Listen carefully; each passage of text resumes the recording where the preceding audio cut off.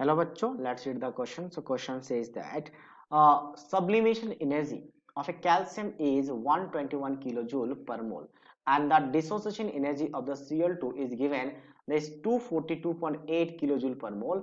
Then total ionization energy of the calcium from calcium gas to calcium plus 2 ion is given 2422 kilojoule per mole, and electron affinity of the chlorine is given minus 355 kilojoule per mole, and lattice energy is given of the calcium chloride is minus 2430 kilojoule per mole. Then what is the delta H of the process of this reaction is?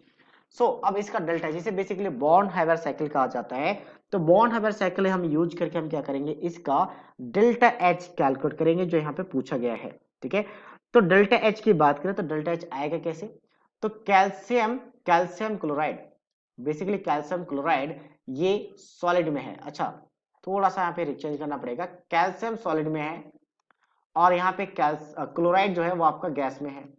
दोनों combine करेंगे और एक मोल यहाँ पे calcium chloride बनाएगा, तो उस case में मुझे डेल्टा एच पूछा गया है, एक मोल।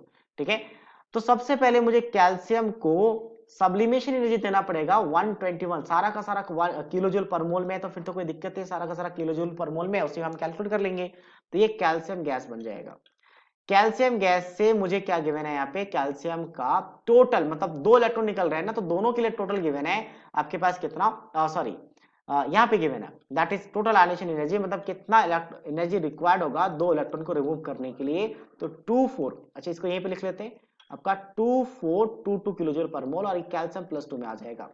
क्लोरीन की बात करते हैं, तो क्लोरीन का मुझे यहाँ पे बॉन्ड को ब्रेक करना पड़ेगा, इसलिए मुझे बॉन्ड डिसोसिएशन एनर्जी जो यूज होगा यहाँ पे, जो कि 242.8 क्वेश्चन में गिवन है, तो ये बन जाएगा chlorine, twice of chlorine nascent मतलब नॉर्मल क्लोरीन। तो इसको 2 इलेक्ट्रॉन जिसने लॉस किया था उसी को गेन करवाएंगे, तो इसे कहते हैं इलेक्ट्रॉन एफिनिटी, और क्वेश्चन में गिवन है टोटल इलेक्ट्रॉन एफिनिटी, अच्छा नोट टोटल एक के लिए गिवन है आपके पास -355, बट क्योंकि यहाँ पे 2 मोल है तो 2 से मल्टीप्लाई हो जाएगा, तो ये आपके पास बन जाएगा Cl negative, twice of Cl negative. और जब ये दोनों कंबाइन करके मतलब गैसियस आयन जब आपस में कंबाइन करके एक मोल ऑफ आयनिक कंपाउंड बनाती है, तो जो एनर्जी रिलीज होते हैं उसे कहते हैं लैटिस एनर्जी। तो लैटिस एनर्जी कितना गिवन है आपका, बेसिकली -2430.8 किलोजूल।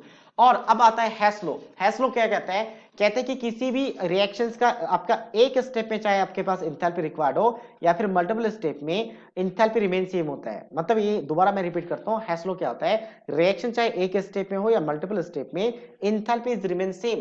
तो एक स्टेप का मतलब हम डायरेक्टली चले गए इस डायरेक्शन में, और एक स्टेप का मतलब इस डायरेक्शन में जाएंगे, तो इस डायरेक्शन में क्या आएगा, एंथैल्पी आपके पास 121, सभी एंथैल्पी ऐड हो जाएगा, प्लस ऑफ 2422, फिर क्या आ जाएगा आपके पास प्लस ऑफ 242.8, फिर क्या आ जाएगा आपका माइनस ऑफ 355 मल्टीप्लाई 2। ठीक है, इसी के साथ क्या होगा, मल्टीप्लाई 2 आ जाएगा। नेक्स्ट हम बात करते हैं इसके बाद, नेक्स्ट क्या, लैटिस एनर्जी कितना आपका -2430.8, ये सारा वैल्यू है, और इसको कैलकुलेट करने के बाद फाइनल वैल्यू आ जाता है -355, यानी यही वैल्यू आ जाता है -355 किलोजूल पर मोल, किलोजूल पर मोल में आ जाएगा। तो अगर मैं ऑप्शन की बात करें, पूरा कैलकुलेशन के बाद ये वैल्यू आ रहा है। ठीक है, ऐसा नहीं कि मैंने इस वैल्यू को लिखा है, पूरा कैलकुलेट करने के बाद, तो that means option first is the right answer of this question. So I hope you understood it well, all the best.